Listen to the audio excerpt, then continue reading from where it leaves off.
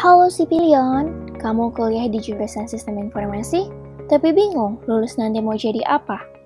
Gak usah khawatir. Di sini kita akan merangkum prospek kerja yang cukup populer di kalangan anak SI. Simak baik-baik ya. Yang pertama ada sistem analis. Profesi ini berperan dalam pengembangan, pemeliharaan, dan pemecahan masalah infrastruktur teknologi di perusahaan digital. Tugas dari sistem analis yaitu memeriksa proses teknologi perusahaan dan memastikan semua berjalan secara efektif serta efisien sesuai strategi bisnis perusahaan. Untuk menjadi sistem analis, kalian membutuhkan beberapa keterampilan seperti bahasa pemrograman, database, cara kerja server, HTML, administrasi sistem, analisis bisnis, dan tentunya manajemen proyek. Jika kalian ingin menjadi seorang sistem analis, rata-rata gaji yang akan kalian dapatkan sekitar 6.500.000 hingga 12 juta rupiah. Database Administrator. Database Administrator merupakan profesi yang bertanggung jawab atas sebuah database, termasuk dalam perencanaan dan pengembangan database. Nah, untuk melakukan pekerjaan ini, kalian harus menguasai bahasa pemrograman database, seperti misalnya SQL dan lain sebagainya. Untuk kalian yang tertarik, jangan khawatir. Kita akan mempelajari mata kuliah sistem basis data di semester 3 loh. Pastikan mengikuti perkuliahannya dengan baik ya, karena rata-rata gaji untuk database administrator pemula cukup lumayan, sekitar 5 juta rupiah per bulan. Application Developer. Perkembangan smartphone saat ini sangatlah pesat, dibuktikan dengan munculnya banyak aplikasi yang mempermudah kehidupan kita, dan application developer adalah seorang yang membuat sekaligus menguji aplikasi ini.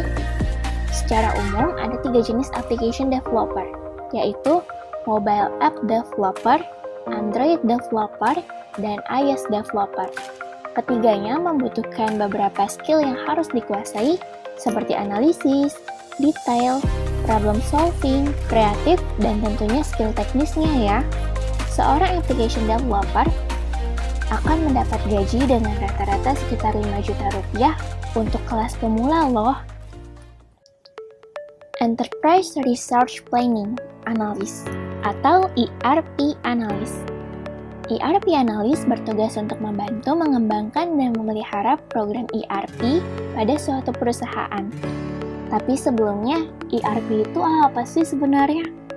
Enterprise Resource Planning atau ERP adalah sistem informasi yang diperuntukkan bagi perusahaan manufaktur maupun jasa yang berperan untuk mengintegrasikan dan mengotomasikan proses bisnis yang berhubungan dengan aspek operasi, produksi, maupun distribusi di suatu perusahaan.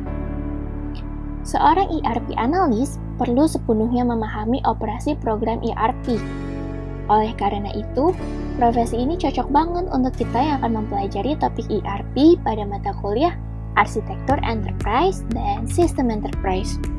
By the way, rata-rata gaji seorang ERP analis junior sekitar 3-7 juta rupiah loh. Lumayan banget kan? Web Developer. Nah, kalian pasti udah nggak asing sama pekerjaan yang satu ini. Siapa sih zaman sekarang yang nggak tahu apa itu website? Nah, Web Developer ini adalah profesi yang bertugas untuk merancang, membuat, dan memelihara situs web dan aplikasi web. Jadi, bisa diartikan, Web Developer adalah seseorang yang berhubungan dengan pembuatan suatu website. Pengembang web dibagi menjadi 3, yaitu front-end, back-end, dan full stack. Front-end di sini bertugas mendesain dan membangun antarmuka web. Apa aja sih yang harus dikuasai front-end developer? Yang pertama yaitu HTML, kemudian CSS, dan dilanjutkan dengan JavaScript serta sebagainya.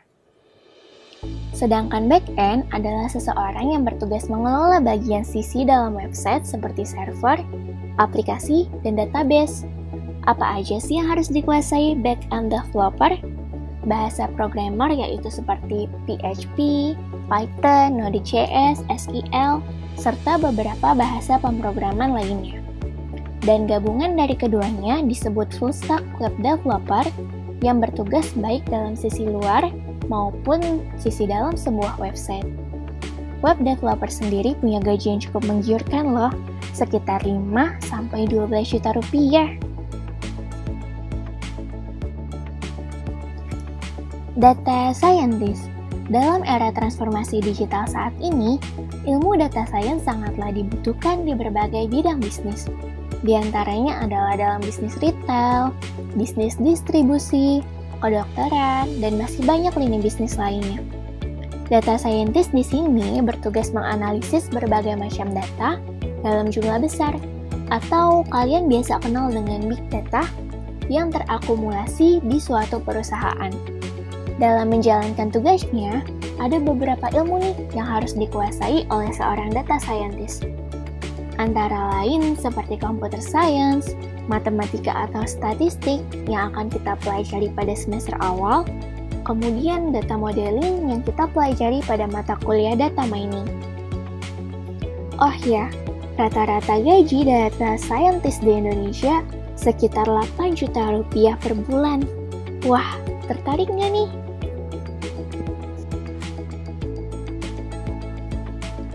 Nah, untuk kalian yang tertarik dengan profesi web developer ataupun data scientist, ada kesempatan besar loh yang menanti kalian. HIMSI akan mengadakan program MCD 1.0 yang akan membantu kalian untuk mengejar karir sebagai web developer dan data scientist. Apa sih MCD 1.0 itu? Yuk kita simak sama-sama.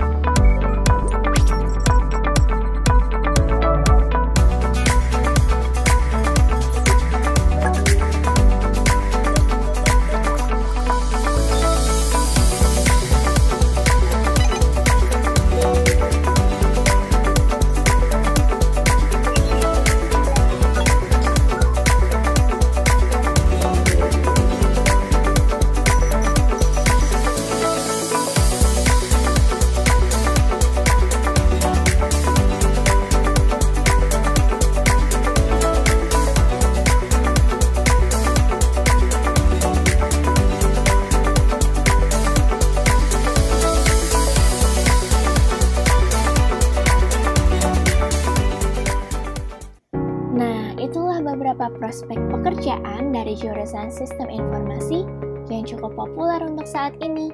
Semoga dapat membantu kalian ya untuk menentukan karir di masa mendatang. See you again. Bye-bye.